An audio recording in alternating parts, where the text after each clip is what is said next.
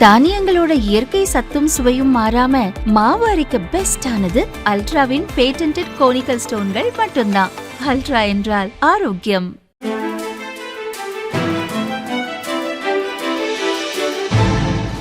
தட்டை, சீடை, முறுக்கு, ரிப்பன் போகடா, அதிரசம் என்ன வேணாலும் செய்யுங்க. ஒரே ஒரு 5 லிட்டர் இதய மந்த்ரா கடல் எண்ணெய் பேக் ஒரு மாசம் முழுசுக்கும் அத்தனை சமையல முடிச்சு விடலாம். இதய மந்த்ரா. வணக்கம். செய்தி சுருக்கம். அர்ஜென்டினா புறப்பட்டார் பிரதமர் மோடி. ஆப்பிரிக்கா மற்றும் தென் அமெரிக்காவில் உள்ள 5 நாடுகளுக்கு பிரதமர் மோடி அரசுமுறை பயணம் சென்றுள்ளார். கானா, டிரினிடாட் அண்ட் டொபாகோ குடியரசு பயணத்தை தொடர்ந்து இன்று அர்ஜென்டினா புறப்பட்டார். இது மோடியின் 2வது அர்ஜென்டினா பயணமாகும். இதற்கு முன் 2018இல் அங்கு போனார். அர்ஜென்டினாவின் பியூனஸ் ஏர்ஸ் ஏர்போர்ட் செல்லும் மோடியை அந்நாட்டு அதிபர் ஜாவிர் மெய்லி வரவேற்க உள்ளார்.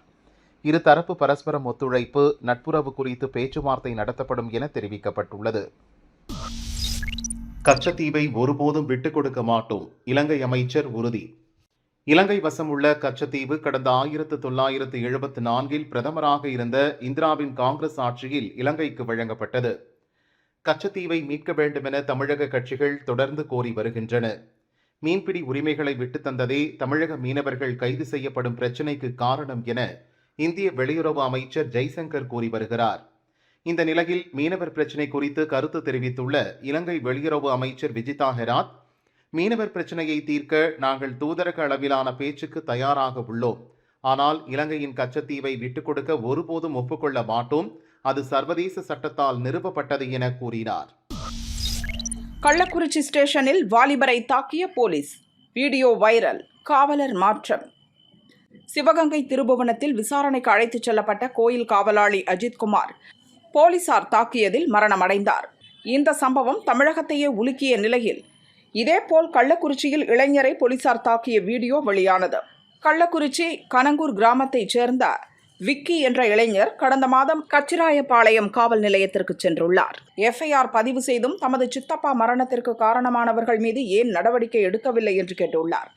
அப்போது வாக்குவாதம் ஏற்பட்டதில் போலீசார் அந்த இளைஞரை தாக்கியுள்ளனர்.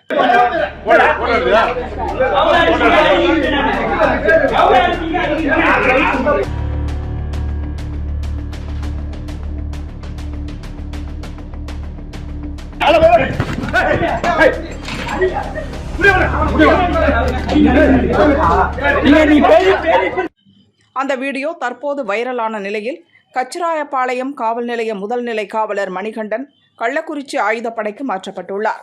இந்த சம்பவத்தில் மற்ற போலீசாரின் செயல்பாடுகள் பற்றி விசாரிக்க டிஎஸ்பிக்கு உத்தரவிடப்பட்டிருப்பதாக கள்ளக்குறிச்சி காவல்துறை தெரிவித்துள்ளது. ரேஷனில் விரல் ரேகை பதிவு செய்ய காலக்கெடு இல்லை, தமிழக அரசு விளக்கம்.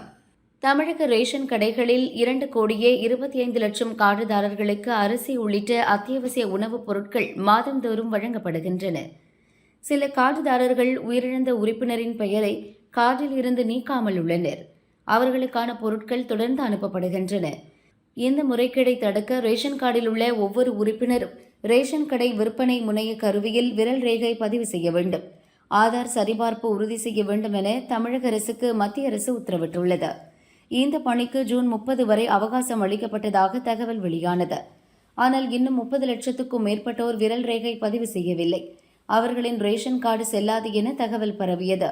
இதை அரசு மறுத்துள்ளது. ரேஷன் கார்டுதாரர்கள் கட்டாயமாக விரல் ரேகையை பதிவு செய்ய வேண்டும். இருந்தாலும் அதற்கு கடைசி தேதி வரையறுக்கப்படவில்லை என தெரிவித்துள்ளது. கடலூர் துறைமுகத்தை இயக்க ஒப்பந்தம் 40 ஆண்டுகளுக்கு பின் மீண்டும் மீள்கிறது. கடலூர் துறைமுகம் 111 ஏக்கர் பரப்பளவு கொண்டது. இங்கு 40 ஆண்டுகளுக்கு முன்பு உரங்கள், நிலக்கரி ஆகியவை இறக்குமதி செய்யப்பட்டன. ஆனால் கடலுக்கு உள்ளேயே கப்பல்கள் நிறுத்தப்படும். சிறிய படகுகள் மூலம் அதில் உள்ள சரக்குகள் கொஞ்சம் கொஞ்சமாக இறக்கி துறைமுகத்திற்கு எடுத்து வரப்பட்டன. இது போன்ற சிக்கல் மற்றும் பல்வேறு காரணங்களால் துறைமுகத்தின் செயல்பாடு முடங்கியது. அதை மீண்டும் செயல்பாட்டிற்கு கொண்டு வர அரசு நடவடிக்கை எடுக்க வேண்டும் என்ற கோரிக்கை எழுந்தது. இந்நிலையில் தமிழக நெடுஞ்சாலை துறையின் கீழ் இயங்கும் சிறு துறைமுகங்கள் துறை அதற்கான முயற்சிகளை எடுத்தது. தமிழக கடல்சார் வாரியமும் கடலூர் துறைமுகத்தை மீண்டும் செயல்பாட்டிற்கு கொண்டு வர தீவிர முயற்சி மேற்கொண்டது.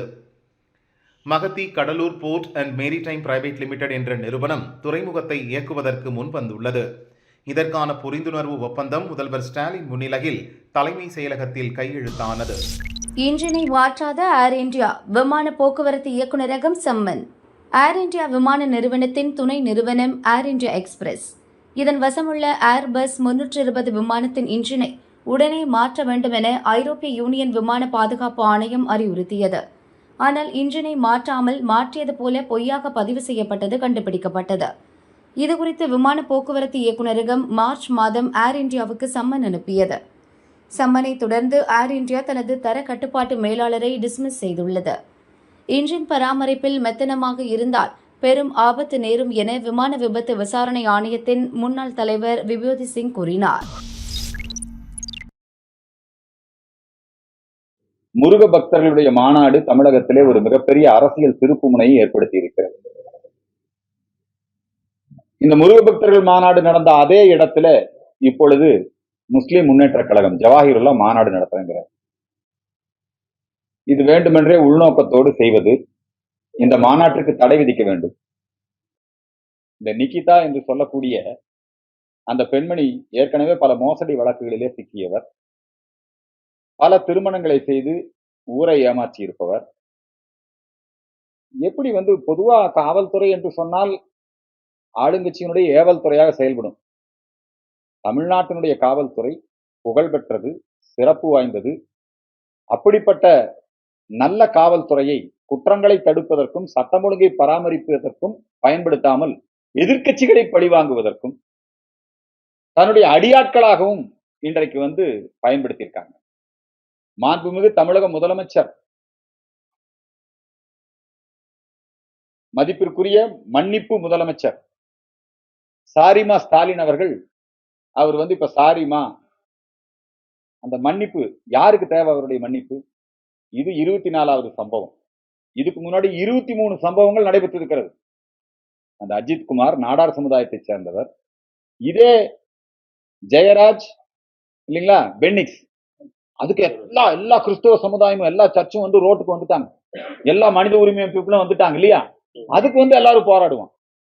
ஒரு ஹிந்து செத்து போனா இதுதான் நிலையா? ஒரு கோயில் காவலாளி செத்து போனா இதுதான் நிலையா? இதை மூடி மறைப்பதற்கு நல்ல வேளை அந்த பையன் வீடியோ எடுத்தான் இல்லைங்களா? நீதிமன்றம் இன்றைக்கு கேள்வி கேட்கிறது. மத்திய அரசு இதை வேடிக்கை பார்த்துக்கிட்டே இருக்கக்கூடாது. மனித உரிமை ஆணையம் இங்க விசாரிக்கணும். மத்திய அரசாங்கமும் இது விஷயத்திலே நடவடிக்கை எடுக்கணும். இப்படி மக்களை நீதிமன்றம் என்ன சொல்லுதுன்னா, அந்த நாட்டினுடைய குடிமகனை கொன்று விட்டார்கள். அரசாங்கம் தன்னுடைய குடிமகனை கொன்று விட்டது. தானே நீதிமன்றம் சொல்லப்படுது. இன்னைக்கு கூட நீதிமன்றத்தில் விஷயம் வந்து. அதனால இது விஷயத்திலே மு.க. ஸ்டாலின் அவர்கள் ராஜினாமா செய்ய வேண்டும், பதவி விலக வேண்டும். அவரால் இத்தகைய குற்றங்களை தடுத்து நிறுத்த முடியவில்லை. தமிழகம் முழுக்க சட்டம் ஒழுங்கு மிகவும் மோசமாக சீர்குலைந்து மக்கள் அனைவரும் பாதிக்கப்பட்டுக் கொண்டிருக்கிறார்கள். எனவே அவர் ராஜினாமா செய்ய வேண்டும் என்கிற கோரிக்கையை முன்வைக்கின்றோம். இப்ப அவர் என்ன சொல்றாருன்னா, ஓரணியில் தமிழகம், தமிழகத்தை அந்த ஓரணியில் தமிழகம்னு அவங்க நேற்றிருந்து பிரச்சாரம் ஆரம்பிச்சிருக்காங்க. மண், மானம், மரியாதை, கலாச்சாரம், தமிழ் இதையெல்லாம் யாருகிட்ட இருந்து பாதுகாக்கணுங்கிறார். உண்மையில இந்த நாட்டு மக்கள் எல்லோருமே என்ன நினைக்கிறாங்கன்னா, திமுக கிட்ட இருந்து தான் இந்த மக்களை பாதுகாக்கணும். திமுகவால் மண்ணுக்கு ஆபத்து. உங்களுக்கு தெரியும், மணல் கொள்ளை இல்லையா? திமுகவால் மண்ணுக்கு மட்டுமல்ல மக்களுக்கு ஆபத்து. அன்றாடம் கொலை, கொள்ளை, திருட்டு. திமுகவால் கலாச்சாரம், பண்பாட்டுக்கு ஆபத்து. போதை கலாச்சாரம். சுசித்ரான்னு ஒரு பாடகி, அந்த அம்மா சொன்னாங்க, கமலஹாசனுடைய சினிமா பார்ட்டி எல்லாத்துலயுமே அது கோக்கைன் பார்ட்டி தான். அவங்க சொல்லும் போதே நடவடிக்கை எடுத்திருந்தா இன்னைக்கு இந்த கோக்கைன் போதைப் பொருள்ல இன்னைக்கு 2 நடிகர்களை கைது பண்ணியிருக்கிறாங்க இல்லையா? ஸ்ரீகாந்த் அண்ட் இன்னொருத்தர். திரையுலகம் போதை கலாச்சாரத்தின் பிடியிலே சிக்கி தவிக்கிறது. திரையுலகம் மட்டுமல்ல, ஒட்டுமொத்த மாணவர் உலகம். எல்லா மக்களுக்கும் குடிநீர் குடிக்கலாம்னு ஜலஜீவன் திட்டம் மத்திய அரசு வச்சிருக்கு. அதுல ஊழல் பண்றான். மத்திய அரசாங்கம் வீடு கட்டி கொடுக்குது, அனைவருக்கும் வீடு திட்டம். அதுல ஊழல் பண்றாங்க, தவறான பயனாளிகளை சேர்க்கிறாங்க. மத்திய அரசாங்கத்தினுடைய ஒவ்வொரு திட்டத்திலும் இவர்கள் ஊழல் செய்து கொண்டிருக்கிறார். எனவே திமுகவிடமிருந்து மக்களை காப்பாற்ற வேண்டும். அஜித்குமார் கொலை வழக்கு தொடர்பாக செய்திகளை சொல்லுபவர், காவல்துறைக்கு அறிவுரை சொல்ற மாதிரி நம்முடைய ஏடிஜிபி ஐயா டேவிட்சன் ஆசீர்வாதம் அவர்கள் சொல்லும்போது சம்மந்தமே இல்லாம என்னங்கிறாருன்னா, விநாயகர் விழாக்களை வந்து ஒழுங்குபடுத்தணும். விநாயகர் விழாவுக்கு இன்னும் 2 மாசம் இருக்குது. ஏற்கனவே டேவிட்சன் ஆசீர்வாதம் ஐயா அவர்கள் பாஸ்போர்ட் முறைகேடு அதிலே சம்பந்தப்பட்டவர். பிஜேபி தலைவர் அண்ணாமலை அவர்கள் தான் அந்த அந்த முறைகேட்டை வெளியே கொண்டு வந்தார். அவர் முழுக்க முழுக்க கிறிஸ்தவ மதசார்பு அமைப்புகளோடு சேர்ந்து செயல்படுகின்றார். அந்த ஏடிஜிபி வந்து இப்ப விநாயகர் விழாவை குறித்து அதுக்கு இப்பவே நாங்க தடை விதிப்போம்னு பேசுறது எந்த வகையிலும் நியாயம் அல்ல. ஆகவே அவருடைய கருத்தை அவர் திரும்ப பெற வேண்டும் என்பதை இந்த நேரத்திலே தெரிவித்துக் கொள்கிறேன். அண்ணா பல்கலைக்கழக வளாகத்திலே நடைபெற்ற பாலியல் வன்கொடுமை ஞானசேகரனுக்கு 150 நாள்ல நாங்க தமிழ்நாடு போலீஸ் தண்டனை வாங்கி கொடுத்தாங்கறியே. இதுல இந்த நிகிதா, இதுல சம்பந்தப்பட்ட அதிகாரி யார் அந்த சார் இப்ப 2வது முறை கேட்க வேண்டியதா இருக்கு. ஏன் இந்த வழக்கை சீக்கிரம் விசாரிச்சு தண்டனை வாங்கி கொடுக்க முடியாதா? நடிகர் ஜோசப் விஜய் இந்த தமிழ்நாட்டில் இருக்கக்கூடிய திராவிடர் கழகம், கம்யூனிஸ்டுகள், அப்புறம் அந்த கிறிஸ்தவ மிஷினரிகள் இவங்கெல்லாம் சேர்ந்து எப்படியாவது தமிழ்நாட்டில் ஒரு தமிழ முதலமைச்சராக இருக்கிறார். ஒரு கிறிஸ்தவரை முதலமைச்சராக கொண்டு வர வேண்டும் என்பதற்காக கிறிஸ்தவ மிஷினரிகள்லாம் சேர்ந்து கொண்டு வந்தது தான் இந்த தமிழ்நாடு வெற்றி கழகங்கிற கட்சி. அவர் வந்து பிஜேபி பத்தி பேசுறதுக்கெல்லாம் அவருக்கு எந்த அருகதையும் கிடையாது. புரியுதுங்களா? தாவேகா கட்சி தமிழக மக்களால் புறக்கணிக்கப்படும். அவர் வந்து கிறிஸ்தவ நிறுவனங்களுடைய கைப்பாவையாக அவர் செயல்படுகிறார். திமுகவினுடைய ஏ டீம், பி டீம் எல்லாம் கிடையாது. திமுகவினுடைய ஏ டீம். திமுக எப்படி மத்திய அரசு குறித்தும் நரேந்திர மோடி குறித்தும் அவதூறு பரப்புகிறதோ அதே மாதிரிதான் திமுக செய்ய வேண்டிய வேலை இன்னொரு தளத்துல செய்யறார். ஒரு காலத்துல கடந்த தேர்தலுக்கு மக்கள் நீதி மையத்தை தயார் பண்ணி வச்சிருந்தாங்க கமலஹாசன் இல்லையா? இந்த தேர்தலுக்கு ஜோசப் விஜயை தயார் பண்ணி வச்சிருக்கிறாங்க. அதனால தாவேகா மக்களால் புறக்கணிக்கும். எந்த விதத்திலையும் எதிரொலிக்காது, யாருக்கும் எந்த சாதக பாதகத்தையும் ஏற்படுத்தாது. அவர் நிச்சயமாக இந்த தேர்தலில் ஒரு 2-3% ஓட்டு வாங்குவாரு. அதுக்கப்புறம் எப்படி மக்கள் நீதி மையம் போய் திமுகல ஒரு ராஜ்யசபா எம்பிக்காக ஐக்கியமாச்சோ, மானஸ்தன் இல்லையா கமலஹாசன், அந்த மானஸ்தன் போய் எப்படி திமுக ஐக்கியமானாரோ அதே மாதிரி ஜோசப் விஜய் திமுகவில் ஐக்கியமானார். எந்த பாதிப்பும்